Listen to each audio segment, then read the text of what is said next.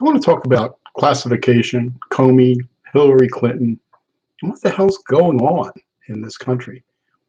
The economic rules I talk about, if you tax something, you get less of it, or you subsidize something, you get more of it.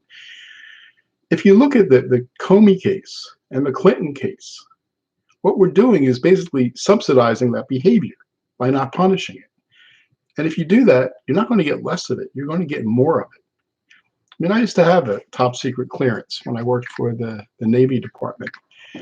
And, I had to go through this training and I had to read these things and I had to sign all this stuff.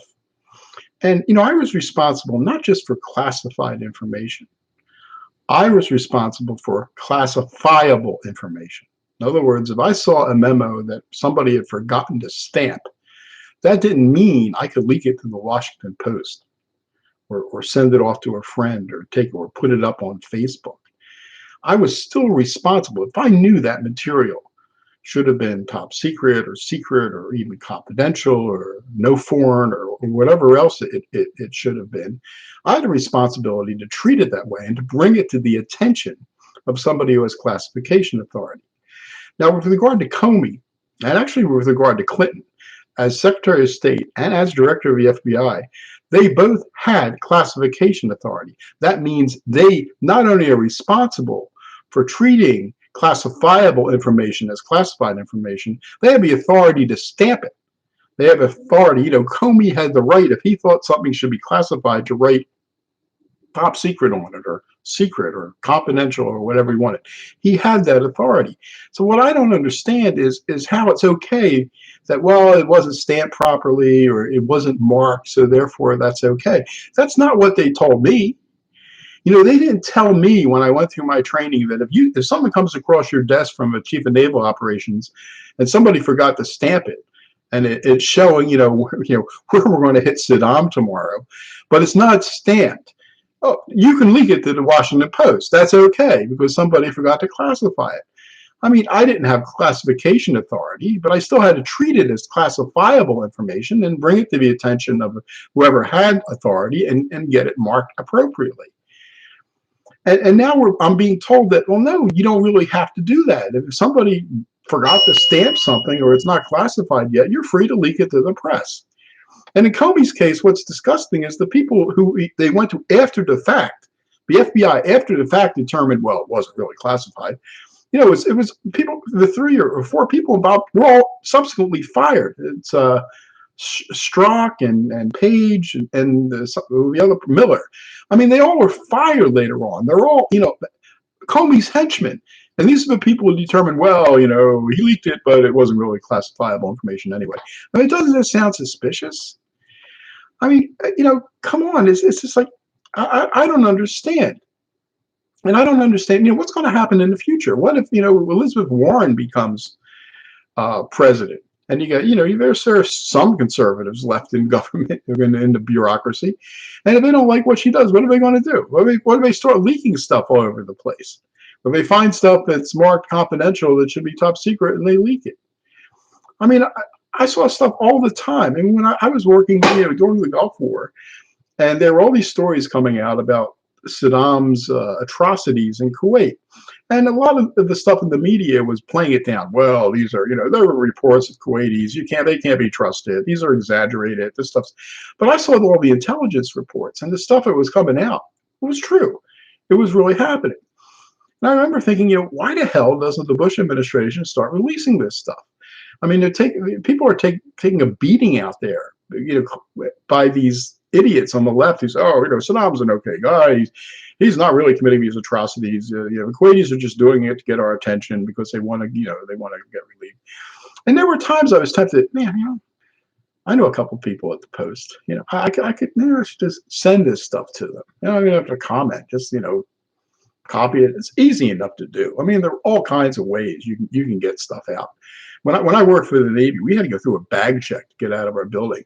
And one day, as a joke, I put a stuffed rat in my bag. It scared the shit out of the woman who used to do the bag checks. After that, she used to just wave me by. And I knew at that point I could walk out with anything I wanted. I never did, but I could walk out with stuff on discs or stuff on paper. And it's not just classified information, man. I had access to documents that had like Franklin Roosevelt's signature on it, handwritten, or Truman's signature, or any Kennedy's signature. I mean, you could sell these things to collectors, and make money on them. Any number of things you walk out with. And there really was minimal security. I could have sent stuff out the back windows of Building 108. I mean, I knew any number of ways I could get stuff out if I wanted to, but I didn't. I didn't because it was illegal. It was wrong. And if I did get caught, I was subject to being fired. I was subject to big six-figure or more fines, and I was subject to prison. So, those are good reasons. You don't want to, you get caught.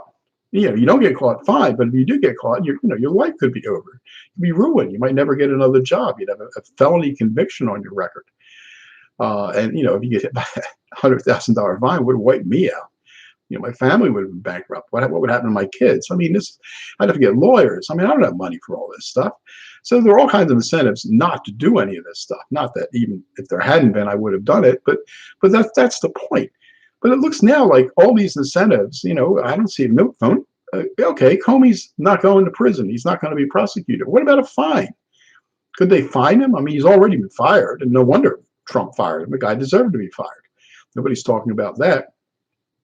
But, Jim Comey had classification authority. He's responsible not just for, classified information, it's classifiable information. And when we were told was when in doubt, stamp it. That's part of the reason things are overclassified in government. Because if you can't quite, is this secret or top secret? I can't make up my mind. Be safe. Stamp it top secret. But if you're Jim Comey, is this classified or not? Well, let's go the other way. Let's say, well, it's not classified. So I can release it to this guy who's going to leak it to the New York Times, and then subsequently he's going to claim that he's my lawyer. So now you got a client lawyer relationship, and now that's all screwed up. This is unbelievable. And what I'm worried about is, what are people in the bureaucracy going to do in the future? How seriously should they take classification?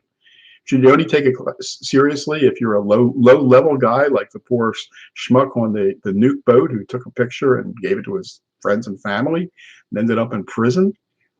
But if you're Hillary Clinton or you're Jim Comey, well, you can do whatever you want, and nothing's going to happen. I mean, I just don't understand why we're doing this to ourselves, because what's going to happen in the future. It's just going to get worse.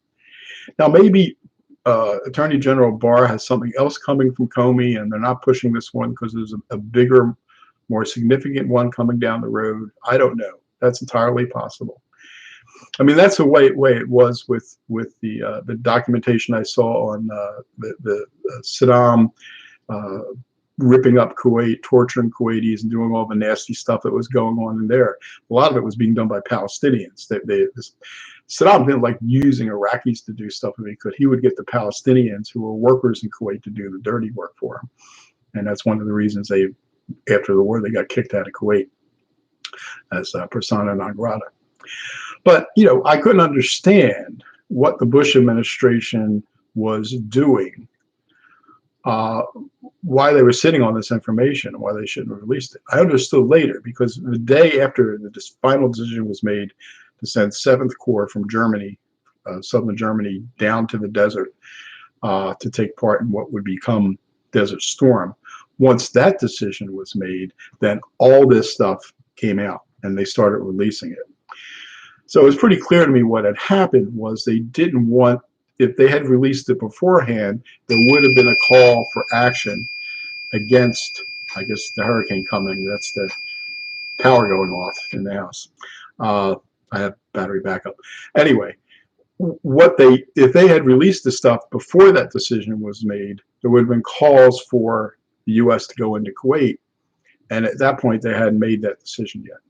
Once they made the decision, they released it. So they didn't want to release it until they were ready to go in, because they knew if they had released it earlier, it would have just increased pressure on them to do something. Because if they had released the information showing what the Saddam was doing in Kuwait and then decided not to go in, they would have looked really bad. As it was, the information about what Saddam was doing was being taken care of by the left, which was dismissing a lot of it, and the media, I should add. So it wasn't until they made the decision to go in, and then they released it. So, it's how you control information to control, affect popular opinion and all that stuff. They didn't want popular opinion trying to force them to do something they had decided for whatever reasons they weren't going to do. But when they decided they were going to do it, then it all started flooding out within 24 hours. I mean, the stuff I'd been putting in my little file was getting released quickly, being leaked, by other people or stuff like that. And that's how it works. So that's what's going on. And for the life of me, I can't understand why we keep letting people get away with this stuff. And there's a chain of things here. It was Comey who decided not to prosecute Hillary Clinton, who I think, in retrospect, should have been prosecuted, just to make the point. I mean, you can't have people doing this stuff, especially for political appointees. By definition, they're political. It could be Republicans. It's not just like Democrats have a monopoly on any of this. But political appointees, they are political. I mean, they're going to do things for political reasons. And if they can get away with, I mean, she wasn't releasing it to the public, but, we know it was getting hacked. And it was going to other people. And now you have Comey releasing stuff to the public. And again, getting away with it, director of the FBI. What to stop future directors? If you got a director, I mean, Wray was appointed by Trump. He's kind of conservative. What if Warren gets in there and she's doing stuff he doesn't like? What's going to stop him from, leaking information? What's going to stop other people in the FBI? Apparently, the FBI in the upper echelons were leaking all the time. What happens when the people down the lower echelons start saying, well, shit, why can't I leak? And then they start leaking. You have literally tens of thousands, probably hundreds of thousands of people with classifications. I mean, my son works for Department of Agriculture. He's got a classification. I mean, you have this stuff need to know, but I had a need to know related to what I was doing historically. I was walking around buildings. I was walking around the Pentagon. I would just hop into a briefing and sit there. I had my top secret clearance. If it was TS or lower, I could get in. And, I take all this stuff in. There was a room where the Navy had all the documents, all the agreements with the Saudis and everything. I saw all that stuff. I knew in August that we had agreed to get out of the Arabian Peninsula before the Hajj, which that year was in June, 1991, which means whatever was going to happen with Saddam had to happen before June, probably before May, because it would take a while to get hundreds of thousands of forces out of the Arabian Peninsula. So I knew that. And there was all this speculation in the press. Most of the experts, as I've talked in other lectures, believed that we would be there, into the next summer and beyond, that nothing big was going to happen. But from what I knew, either we had to get done by then. The Saudis had led us into the peninsula, but only until the Hajj. So whatever we were going to do, we had to do it before then. So there was a finite, window that we had to operate in. Now I knew that in August. I'm sure there were people in the press who would love to have known what was in that memo. I mean, I had seen a copy of it. I mean, I had it in my hands. I held it, all the signatures, and what Comey had, or what Powell had said, and what the Saudis had said, and what the agreements were. And you could see, either we had to get in and get out and fail, or get in and go into Kuwait and hopefully succeed. And I knew that was going to happen. And that, people, I saw press reports all the time, and I'm saying, well, I guess he would love to see this, And there was other stuff that I had access to. And I was just some, low-level historian. And, the answer the question I would ask is, are people, given what's happened since Clinton through Comey, are people, these hundreds of thousands of people holding clearances, are they more likely to leak or less likely to leak? More likely to handle classified information with care and with, if anything, making assumptions that would lead it to overclassification rather than underclassification. Or are they likely to say, well, it was all right for Hillary. Why can't I send my stuff home? I mean, I was working on a book that involved some classified information. Now, by the time I got done, the classified information, I worked around it and didn't put it in there. But I used to write at home a lot because I had a short deadline. I had to write the book in a couple months, and it was going to be our first book, and we needed it for all kinds of bureaucratic reasons and stuff. So I mean, there was a lot of pressure on me to get this thing done as fast as I could, and I was busting my hump trying to get this thing written. And I would have loved to have been able to take home my notes, which were, in many cases based on classified information. But I couldn't do it. I mean, even the computer I worked on, the Tempested secure computer, which had a removable hard drive. And at the end of the day, I had to pull out my hard drive, which had a key lock on it. I had to unlock it, pull it out, put it in a big metal heavy safe we had, which weighed like a ton, with a combination, and put it in there and lock it up every day. And then in the morning, I'd come in and I'd unlock it, get my hard drive out, put it back in my computer, lock it into my computer, and take care of it that way. I would have loved to have been able to take that stuff home. It would have been tempting, but in those days, I would never consider doing it. Now I think, well, what the hell? Hillary did it. Why shouldn't I do it? I'm not actually going to release it. I'm just going to take it home. But it's not a good idea. You don't want people to have stuff in their homes, especially classified information. So for the life of me, I can't figure out why they think the things that they're doing and their responses to Hillary, their responses to Comey, aren't going to lead to more abuses of classification authority, to more leaking.